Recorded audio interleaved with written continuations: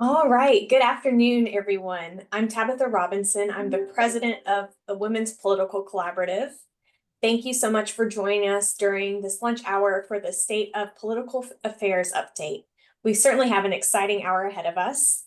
And in addition to today's programming, we have another great event coming up in November Gosh. featuring Mayor Megan Barry as she debuts her new book, It's What You Do Next. Judge Jennifer Smith will be moderating that event, and it will be on November 26th. So be on the lookout for our next email to sign up, and you will definitely not want to miss it. So before we get started, Holly McCall unfortunately could not join us today as our moderator due to a conflict. But in her stead, we have the fabulous Jim Schulman. You know him, you love him. Welcome, Jim. I'm going to go ahead and kick it off to you. Former mayor. Thank you. There we Thank haven't you, seen him in a Tabitha. while, huh? I hear somebody talking about me. So anyway, oh, now they're muted. Okay. I was hoping they said something nice. I think they did. Anyway, good afternoon, everyone. I hope everybody's having a good day. We're a week away from our election. I know early voting is going on. And we have two very, very good people on our call today to talk about what they think is going to happen. So John Rowley is here. He's the founder of Counterpoint Messaging. John, welcome. We're glad you're here. And Josh Thomas is here. He's the president and CEO of Parthenon Strategies. Both of these guys go back a while, and both are very good at talking kind of strategy and talking elections and talking about kind of issues and thoughts. So thank you both for being here. We very much appreciate it. And we're going to get right into it. We're going to start with the key question that actually Josh came up with, but it's what's on everybody's mind. And the question is, what do you think will happen in a week? What do you think is going to happen with this election? And John, I'll start with you. What do you think is going to happen? Because with the polls indicating that it's very, very tight, with swing states still at play, what are we going to? What do you think is going to happen on election day? Well, one of the questions is what are the things people are not talking about that we're going to be talking about in a week, And I'm kind of I'm going to cop out a little bit on it because this is the closest election going into the presidential election we've ever had. It probably can't be any closer than Bush versus Gore.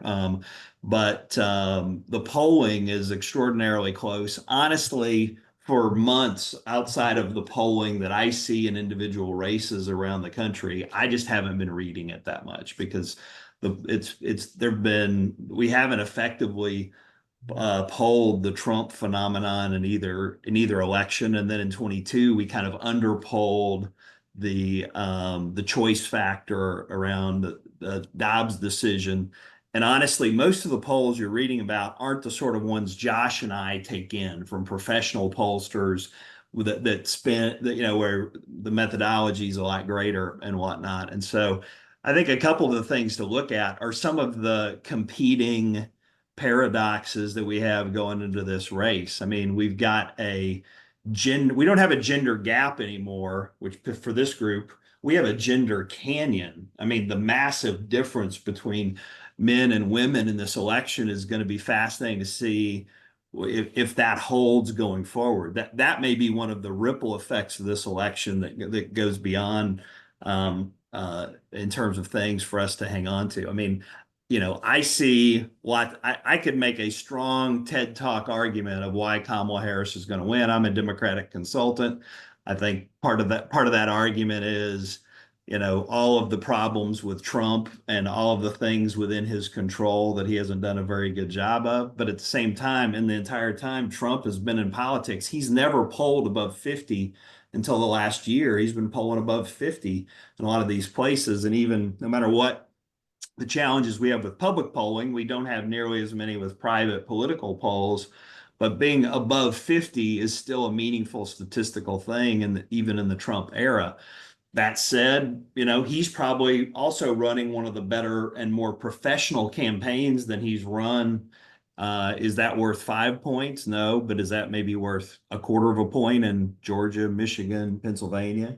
Possibly. I think from the outside of the presidential race, I mean, it's so close to call usually on something like this. There's only a handful of people who know, and they may not even know today because it might be in a state we're not thinking about. It might be somebody in North Carolina versus Michigan, Pennsylvania versus Wisconsin, but all of the big Senate races are even almost tied right now. So I think when you start thinking about what happens at the U.S. Senate level, even that's too close to call. One of the big things that is going to have a ripple effect past this election is, can Sherrod Brown hang on? He's ahead by a point or two, maybe a little more in a few other polls, but nobody has won a Senate race in the last 3 cycles when they lost the presidential race. And so can he be the person to, again, kind of bend that curve? I think due to the number of Biden districts held by Republicans, the Democrats, I think, are the odds-on favorite. Maybe the easiest thing to predict is I think there's an extraordinarily good chance Democrats can take back Congress. That said, the map isn't working as well for Democrats on the Senate side, and Tester in Montana has big problems. Can Sherrod Brown hang on is one of the big questions. So kind of from the down ballot standpoint, looking at Ohio, I think is a big thing. And but anyway, I could probably keep going, but I think this is where our parliamentarian would probably jump in at any moment and pass it off to Josh. Well, what I'll tell you, John, is that you didn't exactly answer my question specifically. Yeah, which is fine. So I'm going to come back to you though. Yeah, because the question is going to be, and Josh will get the benefit of answering this at the end, but and we can't do this legally, I think, in Tennessee. But if I were to tell you to put money on the election today, you had to determine today, and obviously we have a week left. Yeah.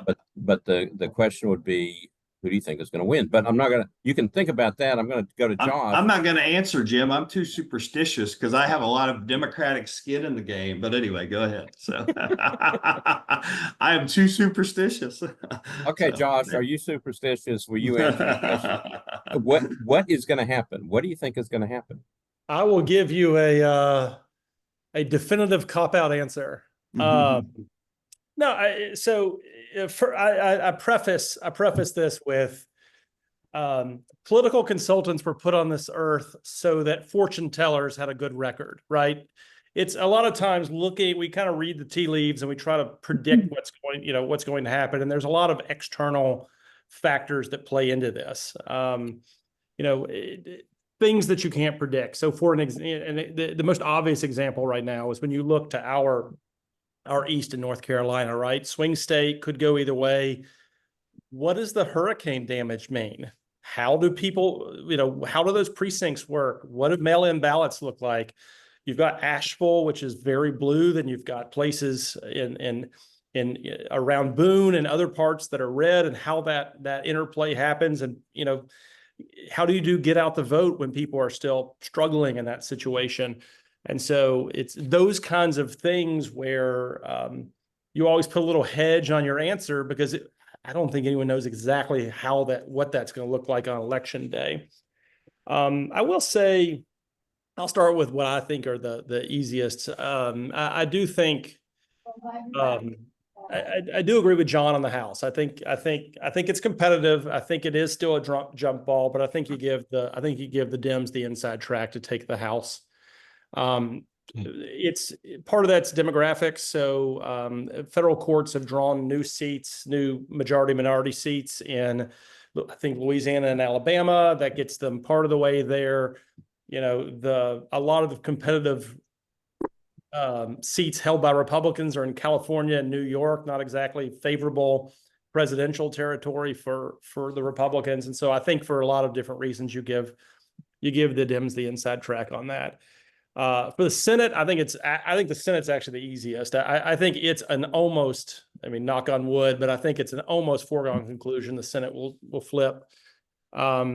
West Virginia, where Manchin's out, Trump will win by the largest margin of any state in the country. That one's is all but a foregone conclusion gonna switch. It does look like Montana is probably almost out of reach for the Dems. It looks like it's foregone. So that gets you into that majority, and then you've got to John's point, Ohio is a huge question mark. It'll go Republican. Brown has extreme staying power in that state. A lot of blue cross or a lot of blue collar appeal that still kind of juts into that Trump coalition. So what does that look like? I think that's a question. Then there's some other places like some other Rust Belt states like Wisconsin and things that our Republicans are looking at, and the RSLC think might be actually in play on election day. But I think the Senate flips. It's a question of is it 51 seats? Is it 53 seats kind of thing? Presidentially, that's the hardest one to predict. I mean, hands down. So Jim, to your question, if I'm advising you on how to bet, I do think you give Donald Trump the inside track. I do. I think they're closing strong. I think the one thing that John said that I agree 100% with is the type of polling that we look at is very different than all the public polling. First of all, a lot of, in this media environment where media just don't have the budgets and all of that, it's really easy to compromise on polling, and those results get really sketchy real quick. And so we tend to ignore that stuff. But a lot of these states are very close. They are close. And the ultimate political cop-out answer is it comes down to turnout. It really does come down to turnout on these really tied states. I do think the Dems have the advantage of ground game. It looks like in all the swing states, they're doing a better job than the Republicans are. But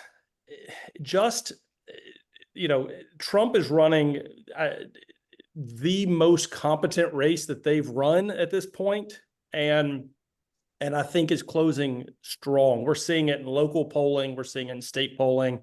And we're seeing in state poll and some of the national stuff where they feel like they've got the inside track. But I do think, to always hedge, it is still a little bit of a coin flip.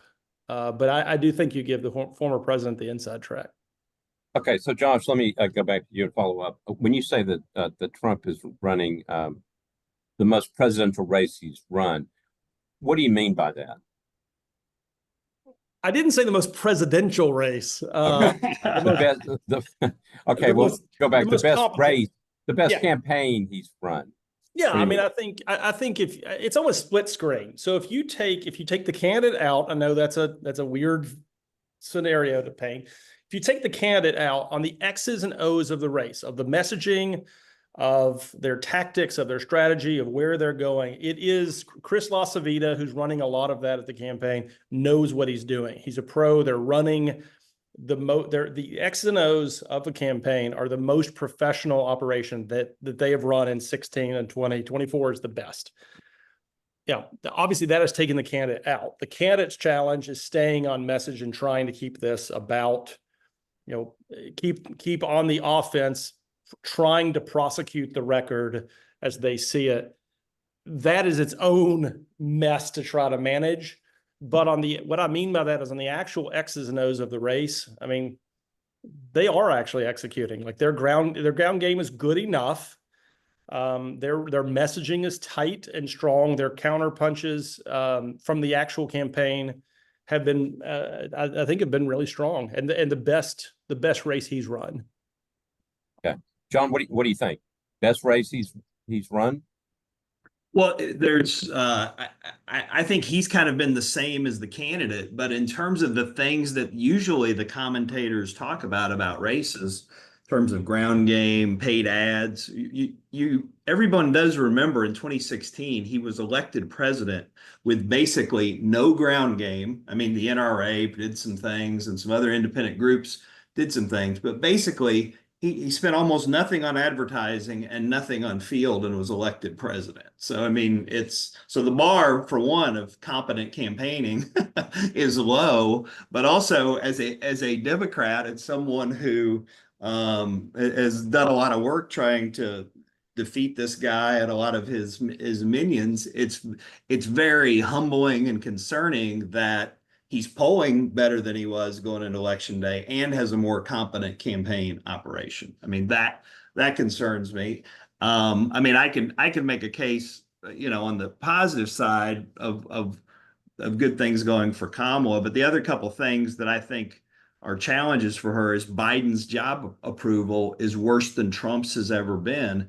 Now, they've done an effective job of becoming more of a change candidate than Trump, which is amazing in 90 days to have done that. But still, I don't know that it's possible or that they've done a good enough job of like distancing themselves from the president, who's got a 58% disapproval, which is even, I think, lower than Trump has or has ever had. And so, at the end of the day, I think if Kamala wins, it's going to be a surge in youth voting, a surge in African-American women.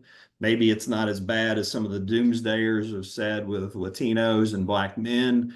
And Trump just continues to kind of offend middle of the road people, and the Dobbs effect kicks in. But if she ends up coming up short, I just think being connected to the president, being a California nominee, trying to win some of these very middle American places is going to be a challenge. And then I think anyway, I mean, it's so close. The thing that when you go to political consultant school is you're never allowed to say, you always have to have a strong opinion, communicated forcefully, often on television. And so I think part of my goal is just a little bit of a thoughtful discussion of where things are and what you might be able to learn, not just today, but because this thing will continue to be rippling for weeks and months and years. So, okay, we're starting to get stuff in the chat. So anybody who wants to put something in the chat, I'll take a look at, and we'll see if we can get the questions answered.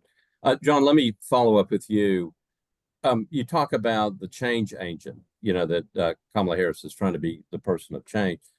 Why do we do this in this country? I mean, if you kind of follow, the presidential cycles, we go from, Bill Clinton to George Bush to Barack Obama and then Donald Trump. It's like every time we get a chance to deal with a presidential election, it's like the country goes, yeah, we want change. It's like we can't ever decide.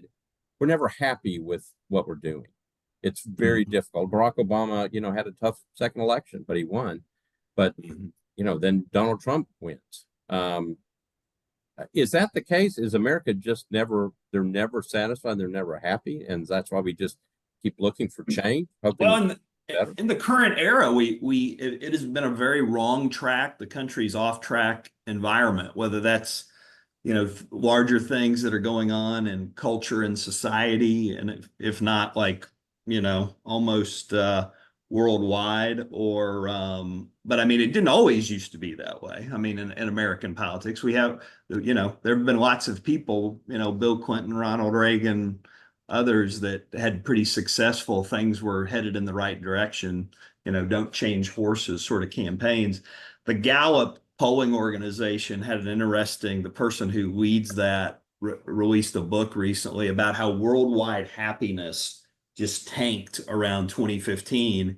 And as you look at kind of the rise of some authoritarians around the world, and it's right as the rise of Trump. I mean, I don't believe this is only a Trump phenomenon. I think there are other things going on right now, but it's also probably the most misunderstood thing about Trump's 2016 campaign. With all the mistakes he would make, Hillary Clinton was still not change in an environment where 60 to 68% of the people said the country's on the wrong track. And no matter what he did, offensive or outrageous to many people, he still was change and different. And so I think it's one of the most least reported, worst understood parts of just kind of political messaging, that the water the candidates are floating in and paddling in is as important for messaging as, some sort of matrix of the top 10 issues of the day and whatnot. Okay. Josh, what do you think? Is the country, we keep changing, looking for that right track, and we're never there. We can't find it. Do you think that's an issue that keeps popping up? Yeah, so you're not going to find many Republican operatives that quote David Axelrod, but I think that David Axelrod has a great quote, which is America that we like to elect the remedy, not the replica of what we have. I think it makes a lot of sense. I mean, you think of, Clinton over Bush, he's youth, he's energy. You've got George W. Bush, where it's like he runs character and kind of that. Then you get, okay, we've had a lot of the machoism. Let's get nuance and intelligence and kind of that, and so now you get Barack Obama and then so I think that tracks. That we're looking for the remedy to what we think we're missing, especially if you're talking about, especially an environment where you've got the wrong track pretty significantly. Yeah, I mean, one thing John said I would agree in is I tell a lot of clients when we sit down with them, like, elections aren't about us, right? They're not about the candidate or the consultant or the campaign. It's about the public. And so John's right when he talks about we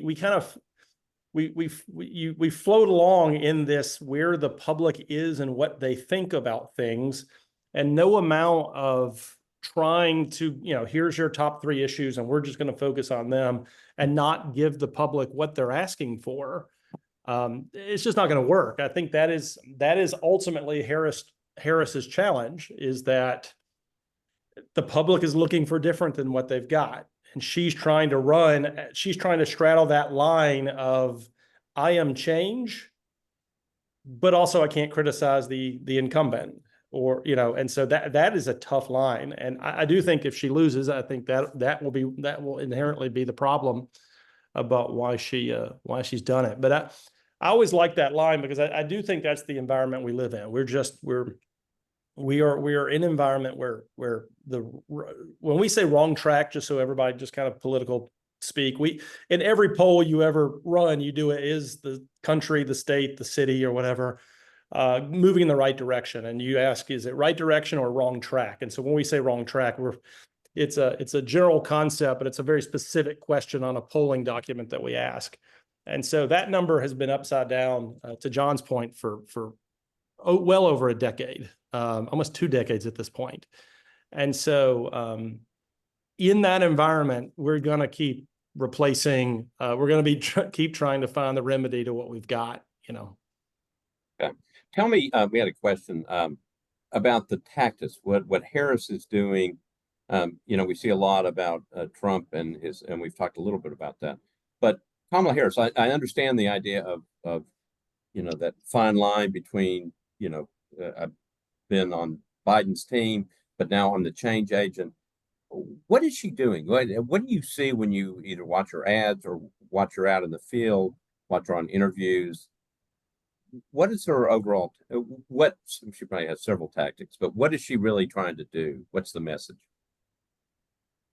Well, I think what she's closing on is now the closing argument against Trump, and also the other thing that makes this a little nuanced, and with smart people on the Zoom, I don't know that there's any way to have this except a somewhat nuanced conversation. When you talk about her, there's also almost $1 billion of super PAC spending helping her. So we're kind of talking about her side, but they are pivoting. And it seems like it's flowing in the paid ads from the independent side, her schedule and what comes out of her mouth, to a closing argument against Trump. I don't whether it was an initial strategy or a strategy that has unfolded over time. They began in almost a classic sense of a campaign, which you don't always do anymore. They were really focused on defining her as she came out of the convention, the positive, and then in a classic campaign advertising module, you then migrate to comparative, end with more of a negative message. And so I think that's what she's doing right now. I mean, there's all sorts of things going on under the surface with her campaign and these different super PACs to try to solidify African-American men, try to drive up turnout with women, especially Democratic women. And so there are probably a couple hundred campaigns going on to different audiences of different demographics because of the way you can just target digital ads. So even what was like her super PAC released a couple new ads today that was one's very negative on Trump, one's more comparative. So you can read the tea leaves a little bit, but with digital advertising now and texting, there's probably a number of micro campaigns coming on that, you know, you may never see the light of day about. And because I think she's balancing a lot of different things, not to mention trying to get drop off people of color, drop off meaning people who have voted a few times but hardly ever vote, or younger voters who are ideologically inclined to vote Democrat to turn out. But I would imagine there's a ton of resources on people under 34 right now in all those blue wall states. And Josh, I'll turn to you with the same question, but I guess part of it would say, you know, Tennessee, nobody's down here. So maybe we don't see it because we're not necessarily a state in play. If you were living in a state like Pennsylvania, would you just be being bombarded with all these different things? And we just don't see them because we're, you know, everybody thinks that we already know where we're going. But in terms of a state like Pennsylvania, internal strategy, tactics, what are they doing? Yeah, so John's right on that. So we live in an environment where there's essentially no persuasion at this point. Like, and we just, there are very few swing voters anymore at this moment in time. And so the name of the game for winning these races is not going out and persuading, you know, middle of the road voters, the kind of the way we would traditionally have done it. It's all about, and you see this in both camps' tactics. It's both, it's about simply raising the ire of your base, making them outraged more than the other base, and turning them out. And so you see this on, you know, so for an example, we talk about the I think you called it the gender canyon, John. You see that, right? You see where so they're leaning into that. So you see where she's obviously going to push the Dobbs decision messaging around women because that works for her and drives voters. So we've seen in previous election how potent a message that can be at turnout. You've got that, you've got, you know, so it really is about ginning up the most energy in your base just to get them out. One of the numbers we look at in polling is certainly you know, everybody looks at the horse race, who's ahead, 1 point, whatever. But one of the questions we also ask is how enthusiastic are you to vote, right? Because we're trying to figure out, do we need to gin our base up more?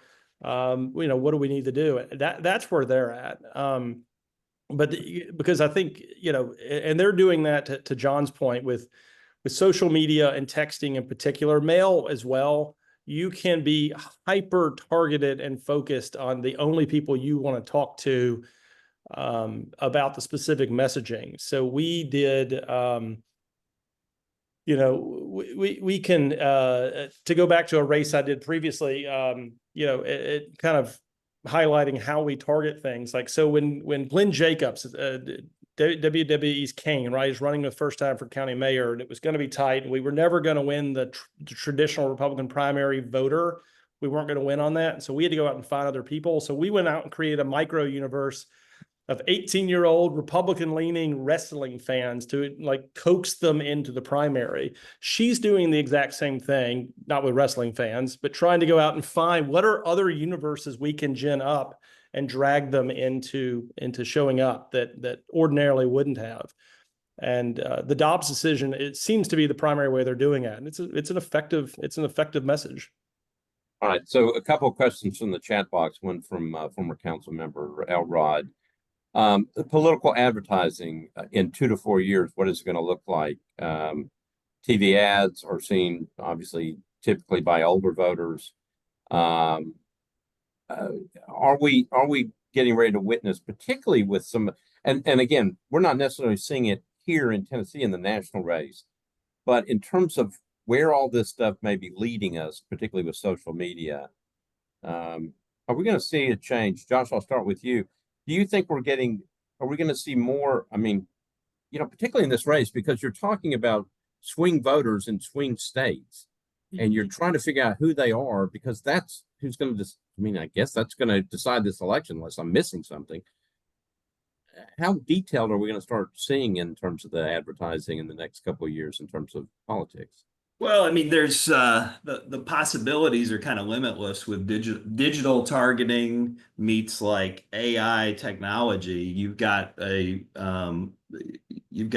lot of possibilities. There's also a little bit of the more things evolve and get more efficient, the more the pendulum swings back as well. I mean, because in a lot of these digital campaigns, we know exactly who we're targeting based on how they view abortion, how they view partisanship, whether they turn out, but also, you can't, some of the privacy laws and privacy policies of like Apple have changed. So it's harder to target individual people with some of the mediums. And so, I mean, what's going to keep changing is what's already changed. I mean, there's probably on small races right now, we have, 5 or 6 different digital ways we're communicating in addition to TV and mail and field and texting on small races. And so there's just going to be more of a digital echo chamber that you have to take voters through to try to find them. And I think the biggest thing that's changed is just finding people is basically impossible now. I mean, because I think when you're on the left and you are following all of the things Trump said, whether it's what he said about Puerto Ricans or the comedian at his event or whatever, none of that is getting through to the other side. I mean, they're just not taking that information in, either because they're not watching the nightly news, their news feed is different, their social media is different. And so there is no kind of common earned media, news media environment. But it's also a little overstated, like the end of mail and TV ads. I mean, if we're talking about a council race or a mayor's race or a ballot measure, those are all still incredibly effective. And what we used to call a TV ad that you could only deliver on cable or network TV, you now deliver on those mediums maybe, but also it's streaming or on your phone. So communicating with video is going nowhere. It's just the different how you can target people and through which tubes and mediums you can target them through is going to continue to evolve, and there's probably going to be more ways to circle people up. But in a presidential race, direct mail is more of an older voters medium. Digital is more younger. So digital is more important in a presidential race. When we have a 2025 mayor's race somewhere and it's 75% of the electorate's over 50, well, we still use digital, but mail and TV become more important in those races. So what kind of race are we talking about dramatically influences the kind of media mix and advertising selection that you might do. So, all right. Josh, what do you think? Changes in media? Yeah, I agree. I mean, so if you draw, I mean, I do think it's moving. Josh, they're recording this. You said you agree with me a couple times. So I mean, I don't want to. I don't. Sorry, this is. Yeah, you need to rough me up just so you don't lose any business over this. We go back Zoom, and fix so, these things after we record. Yeah, exactly. Yeah, we'll have an AI fix Yeah, I am outraged at that last answer. Yeah, I mean, I do think the mix is changing. I think that is what. So the way we would ordinarily release an ad that in my grandfather's generation was just broadcast because that's all that was there, and then the advent of cable, and now with streaming services, I think the mix is changing towards streaming services, but traditional television's not going anywhere. I also think in a presidential race where there's so much clutter, a friend of mine lives in Pennsylvania and sends me, random pictures of the amount of mail that came in their mailbox on any given day, right? And so they'll go to their mailbox and they'll be, I think last week it was 14 pieces of political mail, presidential mail, between the super PACs and the campaigns and the state parties. And same with TV, where it's so much, once you're in a swing state like that, you're getting so much digital and television coming across that you start to really blur it out.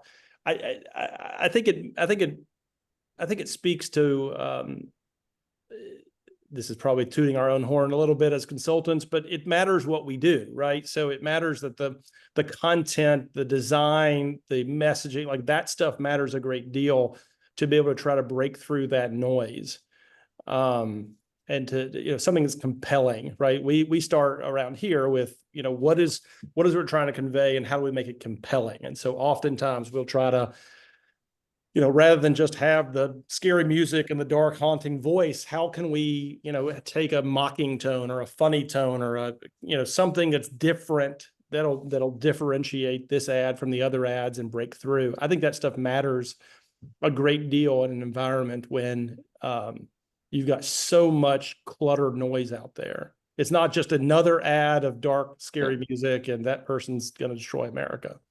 One other thing is timing too. I mean, last couple of weeks of a presidential election. I mean, advertising, presidential race is the least effective race where advertising has an impact. And so even in smaller races down ticket, whether it's a state like Florida that does absentee, kind of an absentee election day 30 days out, or states that have massive early voting or vote by mail like out west. I mean, you sometimes have to start these programs, in even a smaller race a lot earlier. So I think, and you also sometimes can get a little bit more voter attention outside of the clutter of the last 2 or 3 weeks. I mean, literally, as somebody who's been making TV ads since the first day in this business, I mean, this used to be the pressure week because it would be like, oh, we need to make 5 ads in our 5 biggest races for the last 5 days. And basically right now, most of our content's ready and the missiles have been launched in the digital age. So I think it also gels from an advertising standpoint, whether it's the presidential race way earlier. What they did in September is probably way more important than what they're advertising right now. Let's go down ballot, but let's go closer to home. The Blackburn Johnson race.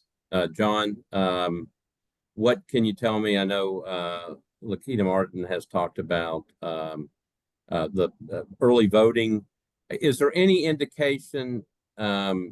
I mean, what we kind of are going to see in terms of the outcome in that race? Is there anything surprising going on in that type of race here in Tennessee? Well, I mean, early voting around the country, it's one of the reasons I had my confident yet mamby-pamby approach to the presidential race is like, there's a lot of mixed signals of like what some of it means in different parts of the country around the presidential race in terms of what we can get. And some of the data around 2020 gave Democrats some wild optimism going into the 2020 election when, a lot of people didn't predict the red wave that happened on election day. So we still have some partisan difference on when people vote. So there's a lot of mixed signals out there. And I also I've been on both sides of being burned on it. I don't take any of it as the gospel, but I haven't really seen anything. Josh may be following some of that around the Tennessee race a little closer. One of the interesting things about the Gloria Johnson Blackburn race is, I don't know if it's been as for a U.S. Senate race and as different of personalities. I don't know that it's been quite as hot as I expected it to be. But one dynamic we see all over that's playing out in that race, like Gloria Johnson will raise, I don't know, $6-7 million in that campaign, which 10 years ago, 20 years ago, a Democrat in Tennessee, you'd be the most successful Democrat fundraising in a long time. But the way money's raised in politics, that's a little deceptive now because there was probably $1 to $2 million or maybe $3 million or more of that was spent advertising to get lists to then raise money from people.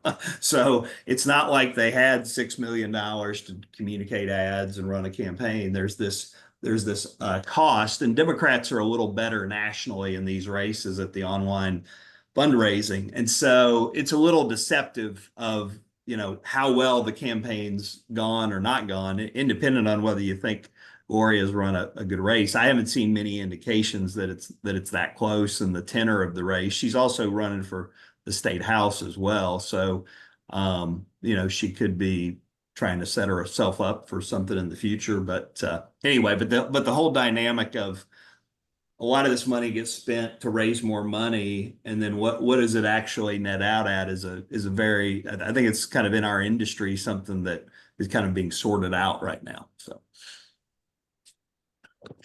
Okay, Josh, let me turn to you. I mean, the guess and the predictions were always that Blackburn would win solidly. Do you see any change in that? Do you think, I mean, anything going on with early voting that would surprise anybody, or Yeah. and maybe you could comment on the fact that she's throwing China on the ground. Yeah, I mean, no surprise here. I mean, this race isn't competitive. It's just the nature of Tennessee. I do have a longer term thought about that. Tennessee is purpling, but 2024 is not the year that's going to happen. And even among turnout, something John said, I wanted to circle back on presidentially, that I would caution people when you watch when they talk about like, early vote, early or absentee ballots in Pennsylvania are up this percent or that percent. Well, 4 years ago, we had our presidential nominee actively telling Republicans to not participate in early and absentee ballots. And so we're watching these results. We're like, GOP absentee ballots are up, 1,500% in Pennsylvania. That's meaningless. That's a meaningless number, given that, okay, we're actually participating now. And we actually have a plan for it rather than just telling our people not to do it. It turns out when you tell your own base to not vote, it's not really a great campaign strategy. And so, let's get a couple. Let me make a note. Sorry, that's. I think even I could have said that one. Okay. I should have charged for that advice. Seriously. No. So yeah. So get us a couple cycles down the way till we can actually see what Republican active turnout looks like in an AB kind of environment like that in Pennsylvania, but. Here at home, I can tell you, I mean, there's no surprise in the Senate race. I can tell you turnout, which we're tracking. Dems are underperforming where they were. So I was looking at this yesterday. We have a dashboard that we track what turnout is. And 4 years ago, Democrat turnout was about 30% of every vote cast. And today it's about 24% for 2024. Is that statewide or is that? That's statewide. Okay. And the places we're seeing it are Davidson, Shelby, Montgomery, Hardeman, which is Bolivar. Those are primarily the places we see it. And what do they have in common? They have in common large African-American populations that so far, and something John mentioned earlier, is one of Harris, the campaign's, things that they've got to figure out on the tactical level is how to engage African-American males in particular to show up and vote. We're seeing that. Obviously, we're not a swing state, but we're actually seeing that phenomenon here. I think is what accounts almost entirely for that turnout discrepancy from 2020 to 2024. So, that to me, that's the biggest, when we're watching, early voting turnout in Tennessee, that's the biggest surprise is how significantly that's dropped down from cycle to cycle. Okay, let's get even closer. So let's talk about the congressional race with Megan Barry, former Mayor Barry, and Congressman Mark Green. John, in terms of that, I've seen ads on both sides. That I think is going to be closer than maybe the Senate race. What do you think? The two congressional districts are kind of challenging because we've had so few competitive partisan elections in Tennessee that I'm not even sure the voter data give us a real sense of like how winnable it is. I mean, we have a sense of how Biden did at the presidential level, but and so I think from a data standpoint, we and even in the Ogles district, we haven't had and then this district last time, we haven't really had a vigorous level of spending to really try to sort how close these districts are. I mean, they were both so one-sided last time, so it's hard to have a feel for if they are how close they are. And I mean, obviously the most credible federal race that is going on is Megan's campaign, and Green doesn't seem to be acting like he's that worried, but I don't know, that seems to be like the MO of a lot of different Republicans in Tennessee right now. So I mean, most of the data we do have show it's a pretty uphill battle. The question is there some sort of turnout vortex there between Nashville and Clarksville and some other campaigns going on? There's the old Will Rogers saying, "I belong to no organized party. I'm a Democrat." Couple of the caveats: Clarksville has had a pretty organized Democratic Party recently, and then obviously we know the numbers are better in Nashville. So I mean, it's a pretty uphill. Most of the numbers are pretty uphill in that one, and so, but if there's kind of a corridor where Democrats could bend the curve, then it's got a lot of the right demographics in there. So, Josh, what do you think? Yeah, I mean, will it be, I think your question was first, will it be close in the Senate race? Yes, because it can't really be it can't be further than that. It will be, be more competitive in the Senate race.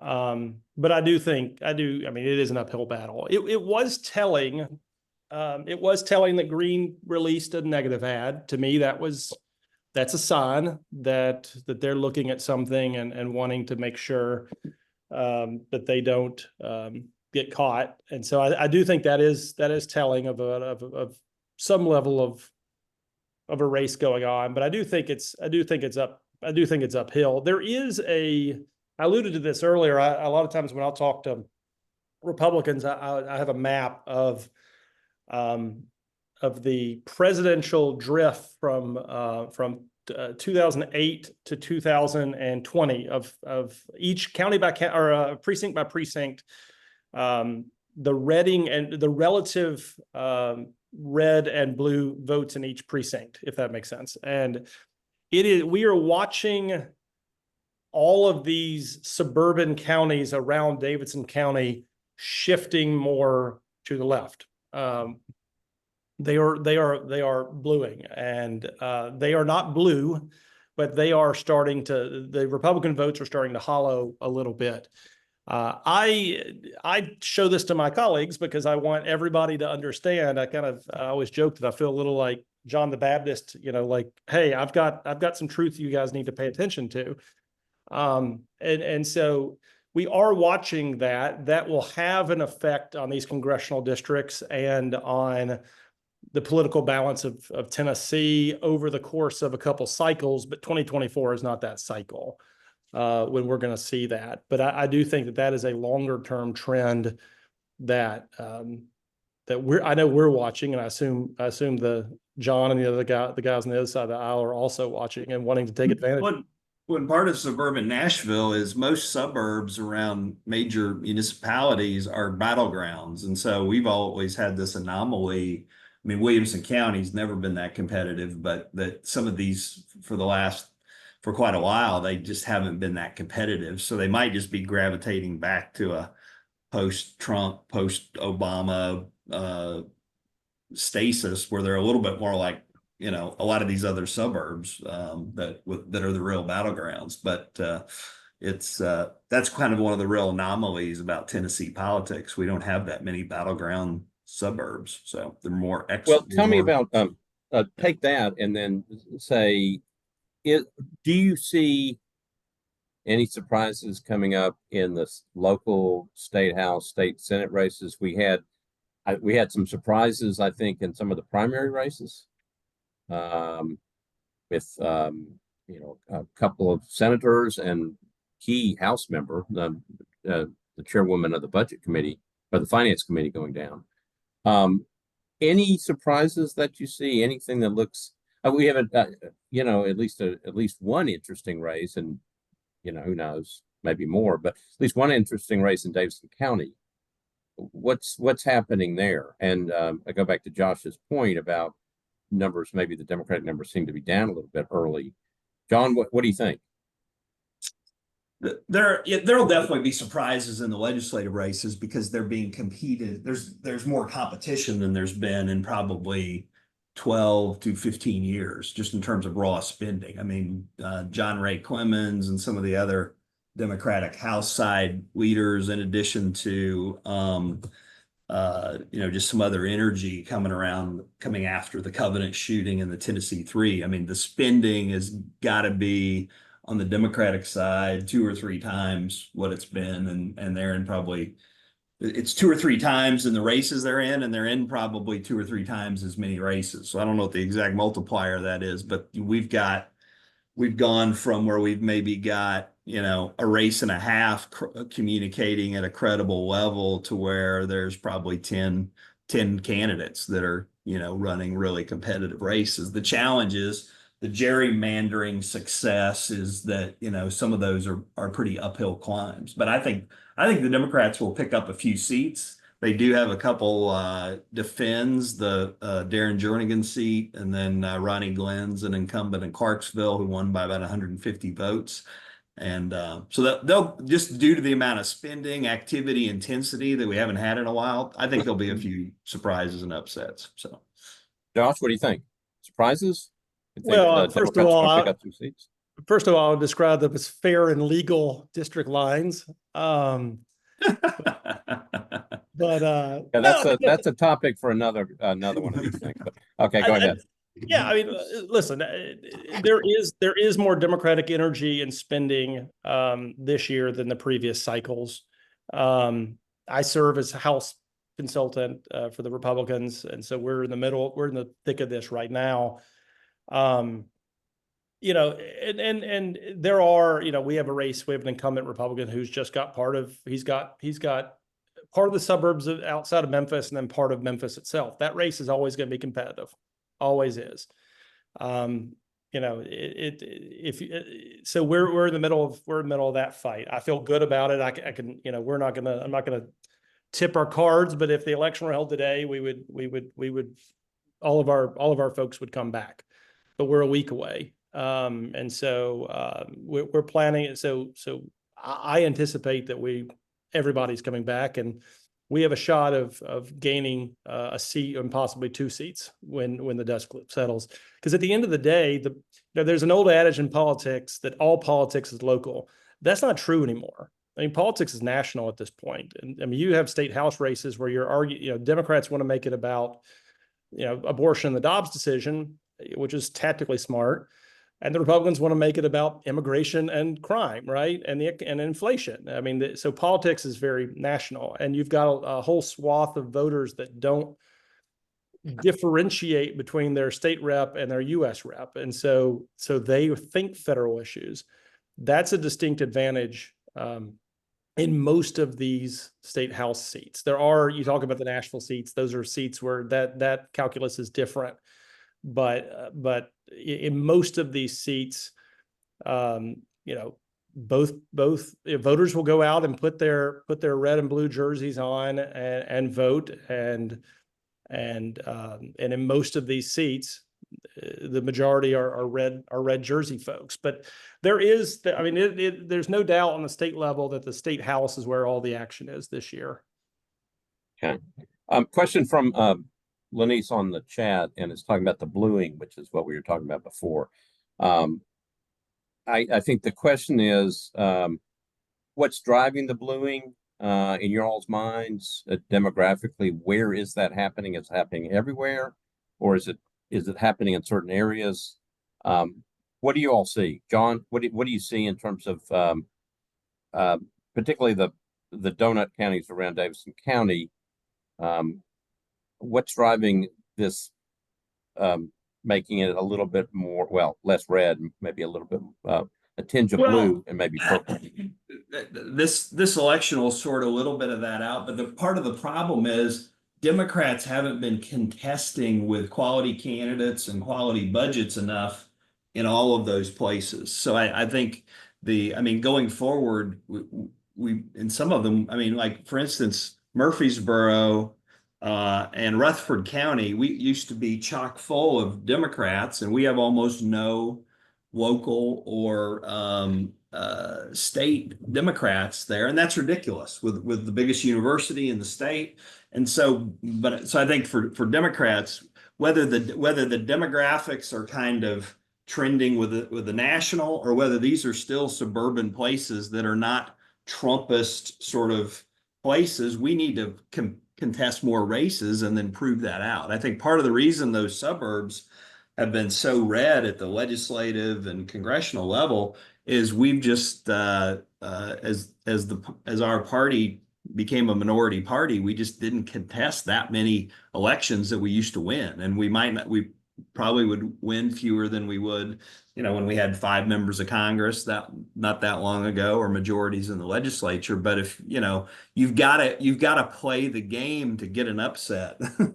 And so to me, that's the sort of thing that going forward, no matter how this election goes on the Democratic side, we just have to be in these competitive places, and also maybe let go of a few places that are just, too far gone, and Biden got 38% and whatnot, and move on. I don't know if there's one Democratic I don't know if there's one demographic trend I've seen in the suburbs, but I mean, if you don't even go after races in districts we used to have, you're definitely not going to win. And also, as Democrats got into the minority, their definition of what contesting a race became very different. In some ways, Democrats were running better campaigns 15 and 20 years ago, where they ran for a year and they raised more money and they did polling and paid communications, and the paradigm just shifted to where they had dumbed down campaigns. The paradigm's totally been shifted this year, and hopefully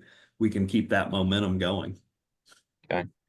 Josh, bluing without playing out your hand, what's driving it, and maybe demographically, can you give us an idea of where it might be happening, if you can? Yeah, so I talked to a lot of my colleagues about this and show them, the data we're looking at. So so when I say bluing, I mean like a precinct in North Williamson County, near 65, where it used to be, George W. Bush won it by 40 points and Donald Trump wins it by 25. Okay. That's not exactly a blue territory, but you see that across entire swaths of counties, Northern Williamson, Northern Rutherford in particular, a little bit of in Western Wilson County, where they're over the course of subsequent 2 and 3 presidentials, they are showing consistently moving. Again, that doesn't mean suddenly in 2024, Wilson County goes blue. It's not, but it does show, I think, a trend. And the way I talk to my colleagues about it is because they all want to say, my point is, putting a "Don't California Up My Tennessee" meme on Facebook is not a strategy. We need an actual strategy to persuade people again.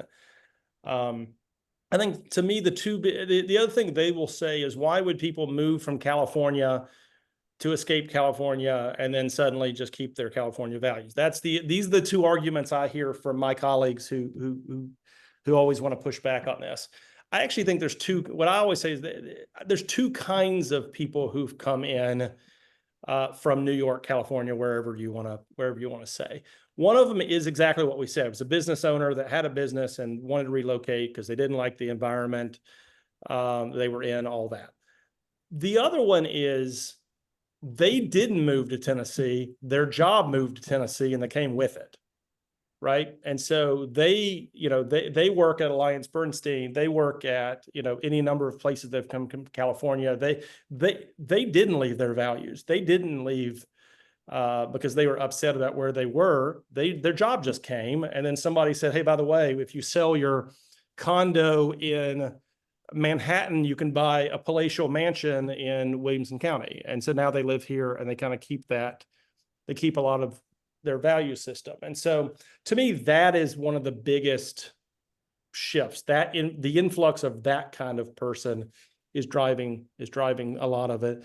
I also, I got to be candid about the deficiencies of my party at the moment. We're not great at messaging, suburban moms and stuff. And, and that is having effect. And the two issues that people tend to point to are abortion and guns. And I think those are clearly issues where suburban moms and women have, real objections with with some of the Republican point of view on that. And I do think that is also driving some of it. I think those twin engines are driving some of these longer term, the kind of shifts as we're looking at. Well, we have been talking for an hour. I so much appreciate. We could keep going because this is really interesting, and I didn't even get to half my questions, but maybe there'll be another day and another time we can do it. John Rowley, Josh Thomas, thank you for being guests on this. I think it's been very helpful. We've really got to almost everybody's questions. If other people have questions, I'm sure they can probably reach out to you or they can go through WPC. Thank you, WPC, for doing this. Tabitha, I'm turning it back over to you. Thank you, Jim. Well, thank you, John, Josh, and Jim for being here during this hour. This has been very insightful, very informative. And if you haven't voted, I'm sure this has served as your motivation to vote. So, of course, early voting in Davidson County goes until October 31st, this Thursday. Of course, we have Election Day next Tuesday. Thank you again. This concludes our programming. Have a great afternoon. Thank you. Thanks, team.